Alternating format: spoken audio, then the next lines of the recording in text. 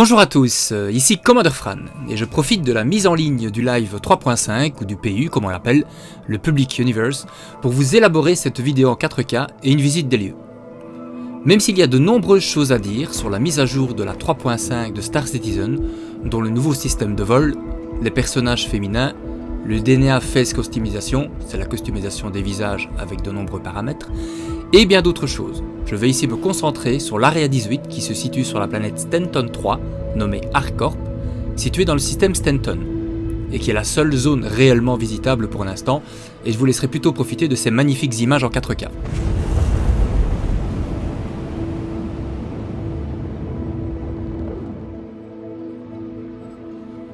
Alors, comme à chaque nouvelle mise à jour, nous avons démarré de Port-au-Lizard, et nous nous rendons donc sur la planète ArcCorp, et tant qu'à faire, pourquoi ne pas y aller en Origin Jump Works 600i? Contrairement aux autres planètes du système Stanton, la planète ArcCorp ne possède que deux lunes, Walla et Lyria, que nous ne viserons pas aujourd'hui. Walla qui possède de très jolis cristaux et lui donne cette jolie couleur turquoise vue du ciel, et Lyria, plus réputée pour ses cryovolcans et cryogeysers, et possède aussi un peu d'eau à l'état liquide si on prend le temps de chercher un peu.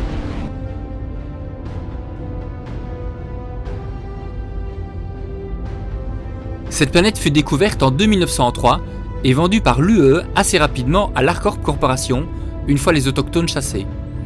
Cette énorme corporation ne crée pourtant pas la concurrence, vu qu'elle a vendu de nombreuses parcelles de terrain à d'autres entreprises. C'est la Blackjack Security qui est mandatée pour assurer la sécurité sur l'ensemble du site.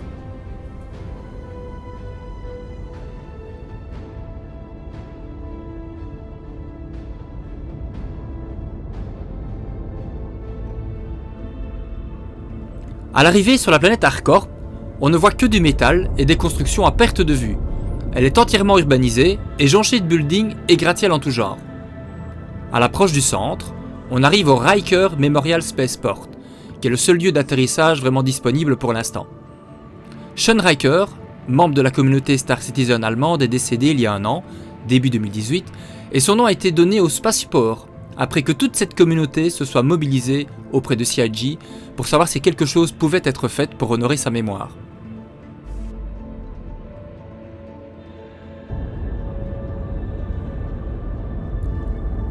Alors, le spatioport est traversé dans sa longueur par une sorte de spaceway, donc une voie rapide, utilisée par toutes sortes de vaisseaux de plus petite taille, et également par les bus aériens, que nous verrons un peu plus tard.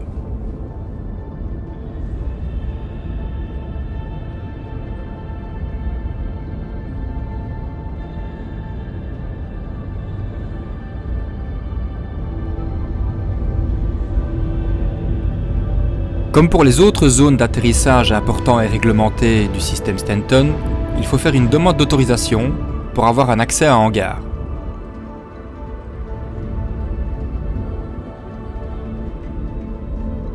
Une fois cette autorisation accordée, le hangar s'ouvre et on peut se poser et se referme sur nous.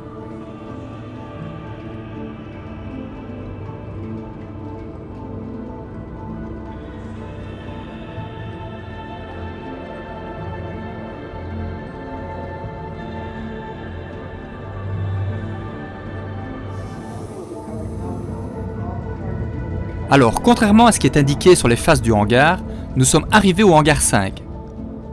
Et nous pouvons voir les autorités qui nous observent et pourraient éventuellement nous contrôler à tout moment.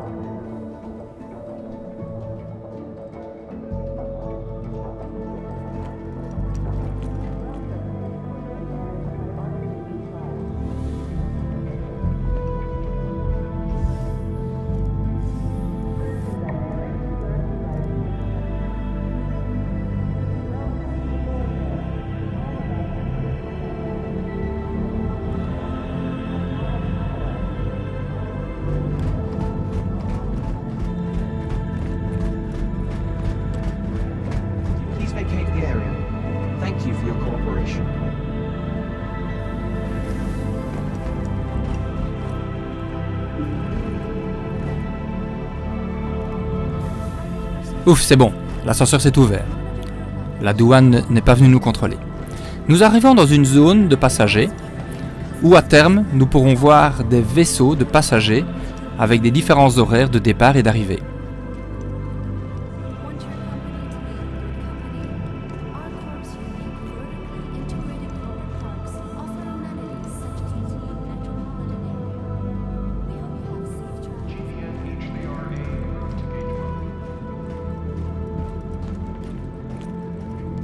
Donc quand on arrive avec un vaisseau, c'est par ici que l'on arrive. Et c'est ici qu'on peut accéder à des écrans pour faire des demandes d'autres vaisseaux.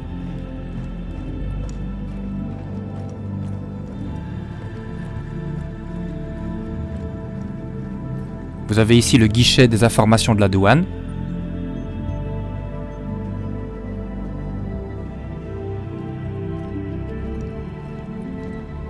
Et c'est par là que l'on va chercher les shuttles pour aller au centre de l'Area 18.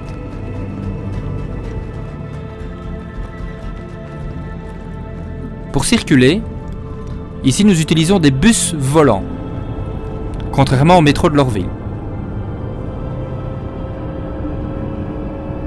Et nous pratiquons donc le Spaceway, où il y a d'autres véhicules également qui circulent.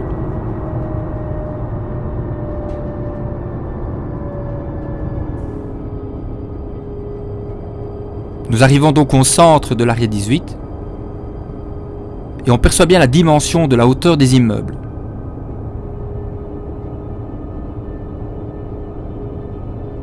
On vient de passer le G-Lock, qui est un bar, et nous voici dans une des deux zones de délestage. Nous venons de l'Area 18 Plaza et nous nous rendons à l'Arcorp Plaza.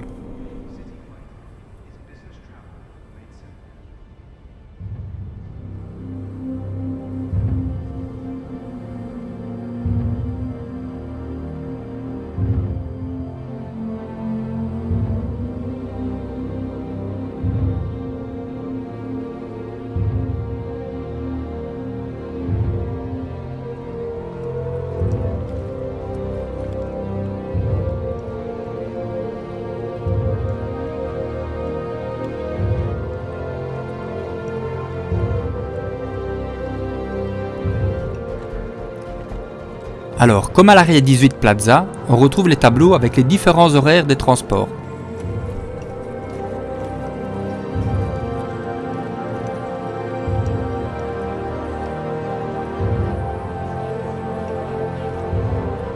On arrive donc directement sur la Corp Plaza et on voit cette fameuse boule à engrenage, symbole de l'industrialisation de la planète.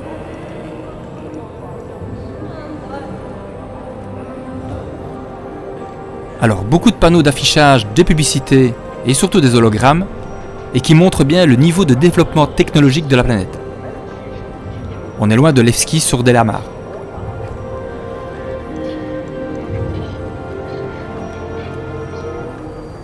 Cet espace est découpé en 3 zones. La zone 1, la zone 2 et la zone 3, qui permet d'accéder aux différentes zones qui nous intéressent. Alors, au niveau des commerces et des magasins, nous commençons par Cubiblast, qui est le magasin où on peut acheter des armes et des armures.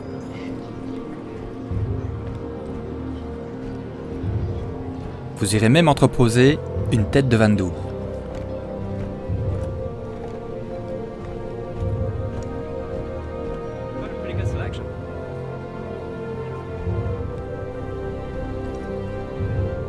Alors, dans l'idéal, il est préférable de se rendre directement aux écrans, beaucoup plus pratique au niveau des achats.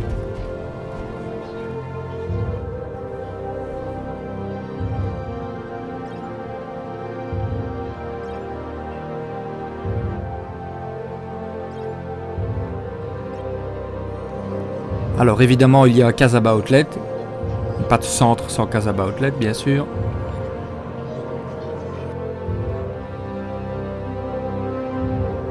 Alors il y a un Astro Armada, on va y venir après, mais effectivement il y a Dumpers Depot. Et ce Dumpers Depot est un peu particulier, parce que lorsqu'on rentre à l'intérieur, on peut remarquer qu'un Hornet est en train de se faire réparer. Ça c'est assez fun.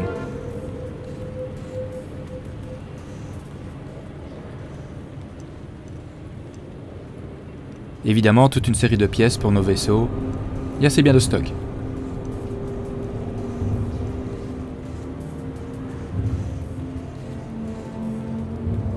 Et il se paye même le luxe d'avoir une entrée fournisseur.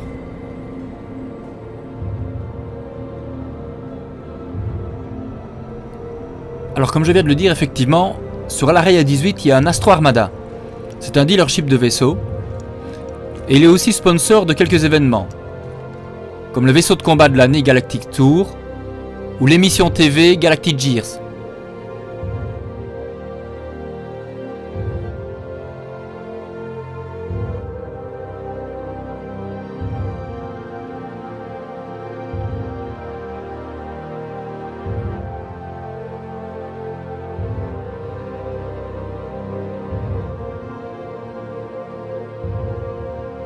Alors on retrouve également quelques marchands ambulants, donc comme les nouilles, de la bière, des italiens, des hot dogs et des tacos. Alors j'avais montré tout à l'heure où on arrivait lorsqu'on arrivait en vaisseau sur l'Area 18 et qu'on venait d'atterrir. Mais si vous venez de passer votre journée ou votre nuit sur l'Area 18, ben vous vous réveillez dans un petit local, une petite habitation, avec tout le confort moderne, télévision, four, de quoi stocker vos vêtements, vos armes, un lit confortable et même un petit nounours. C'est l'Adira Falls Apartments.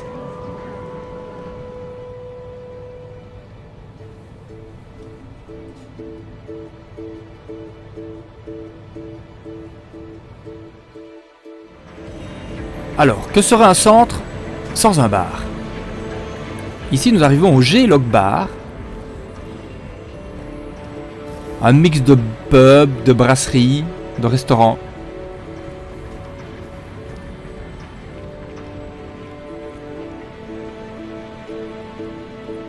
Il y a assez bien de place pour contenir une petite centaine de personnes.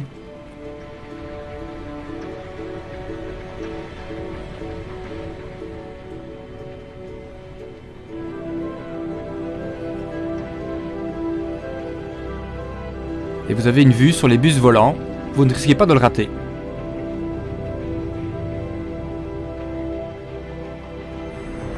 Le G-Loc offre toute une série de cocktails très intéressants. De là en voir au prochain Bar Citizen, il n'y a qu'un pas. Alors, il reste deux autres immeubles à détailler.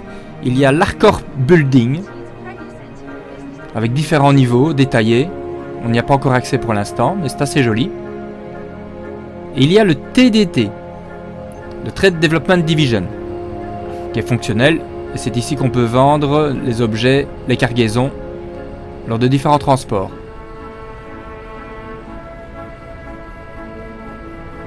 L'espace est vaste, on ne peut pas spécialement dire chaleureux, mais les écrans sont de bonne facture, et il y a du monde qui vient s'y intéresser, et qui viennent faire leurs opérations.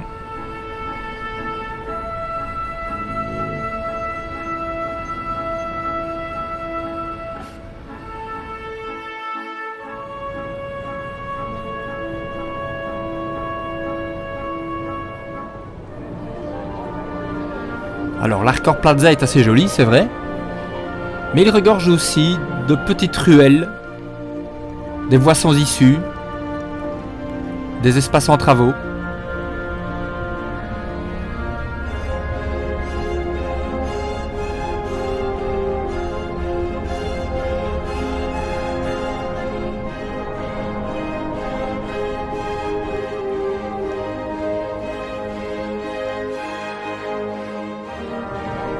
Alors, énormément d'annonceurs se sont emparés de l'Area 18. Plus particulièrement de l'Arcorp Plaza. Il y a de la publicité partout.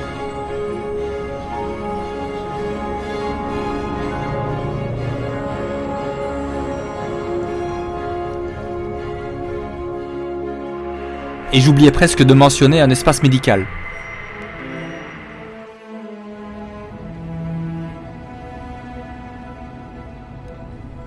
Et c'est à l'Area 18 que l'on peut trouver Tessia Pacheco, une donneuse de mission.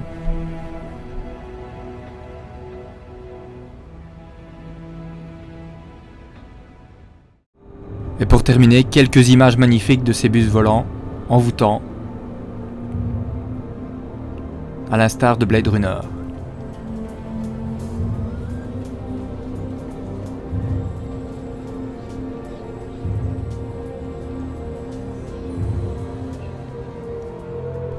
Voilà, cette vidéo est terminée. Si vous l'avez aimé, un petit like ça fait plaisir. Abonnez-vous si vous aimez la chaîne. Et je vous avais promis un concours dès 250 abonnés, donc la toute prochaine vidéo ce sera le concours, donc n'oubliez pas de suivre.